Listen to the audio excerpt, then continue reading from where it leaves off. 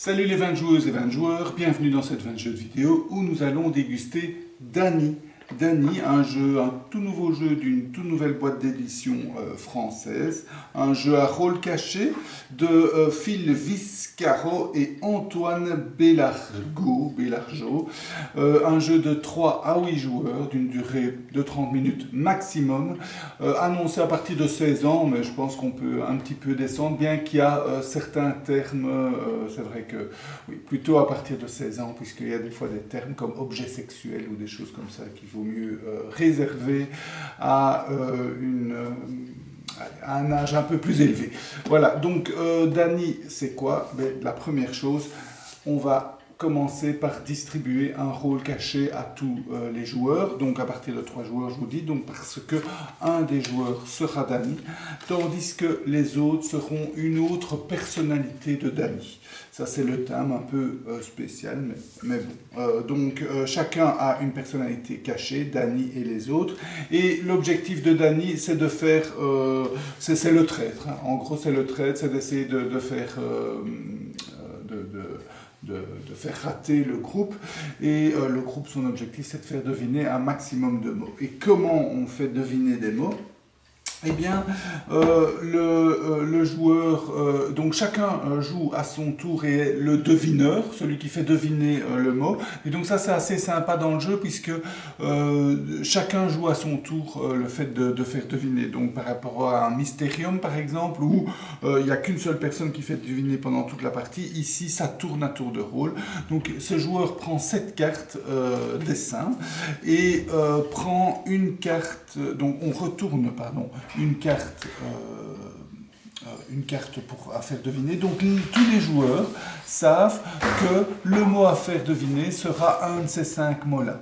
Donc néant, objet sexuel, voilà, ben, j'en parlais, parfum, centre de... l'attention, pardon, à l'envers c'est pas facile à lire, et extrême, donc ça c'est les 5 mots, on les lit bien à voix haute, et le joueur prend une carte 1, 2, 3, 4, 5 au hasard, donc il mélange, il en prend une au hasard, et il sait qu'il doit faire deviner ce mot avec les 7 cartes qu'il a prises. Il va pouvoir choisir une carte, une ou plusieurs cartes, comme il veut, il va pouvoir donc il peut les agencer, les mettre en hauteur, enfin il fait comme il veut du moment qu'il ne dise rien, mais il peut faire des montages, et puis il va mettre là où les cartes qu'il a décidé de faire deviner à côté, et les joueurs vont discuter entre eux de ce que ça pourrait être. Donc par exemple ici, je vais dire que les joueurs vont plutôt s'orienter vers le centre d'attention, puisqu'il y a une histoire de centre, et alors ils vont discuter. Évidemment, celui qui est Dany va essayer de ne pas faire deviner le mot, d'essayer de dire oui, mais enfin ça pourrait être un objet sexuel, par exemple. Donc les discussions vont aller. Mais évidemment, Dany a un rôle un peu particulier, puisque une fois que tous les joueurs ont décidé, le joueur à la droite du joueur qui a fait deviner va décider quel mot c'est. Et puis, si c'est un mot correct, on va mettre cette carte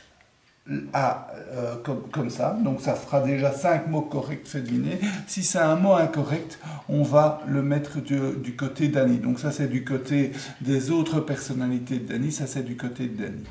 Dès qu'il y a 6 cartes trouvées, eh bien, tous les joueurs ont gagné. Les joueurs ont perdu à deux façons, soit parce qu'il y a 3 cartes Dany, soit parce qu'il n'y a plus de cartes dans le paquet. Donc ça, c'est une stratégie annexe où le joueur qui est Dany va essayer d'utiliser un maximum de cartes, parce que toutes les cartes qu'on utilise sont défaussées, pour faire deviner ces mots. Donc ça c'est les 2 façons de perdre, mais encore à la fin, il y a encore un tour de table où on doit deviner qui est Dany. Et si on trouve qui est Dany, on a quand même gagné. Donc c'est un rôle quand même très difficile, Dany, parce que vous allez remarquer quand même que souvent, la réponse est assez évidente, ou en tout cas coule de sens. La majorité va souvent être d'accord sur une réponse, sauf évidemment quand c'est Dany qui fait deviner, puisque quand Dany fait deviner, il va essayer de brouiller un peu les pistes, mais pas trop, parce que si c'est le seul à brouiller les pistes, mais il sait qu'il va se faire, se faire trouver. Donc voilà, un rôle très difficile pour un jeu au design quand même très particulier, ce qui fait tout son charme, hein, tout ce noir et blanc, ces dessins un peu épurés, très jolis, donc très agréable à jouer avec un matériel comme ça. Un rôle de Dany, je vous dis, difficile, très difficile à jouer, mais un chouette jeu d'ambiance. Voilà, c'était la dégustation de Dany. Je vous souhaite de bien vous amuser. Santé et à bientôt.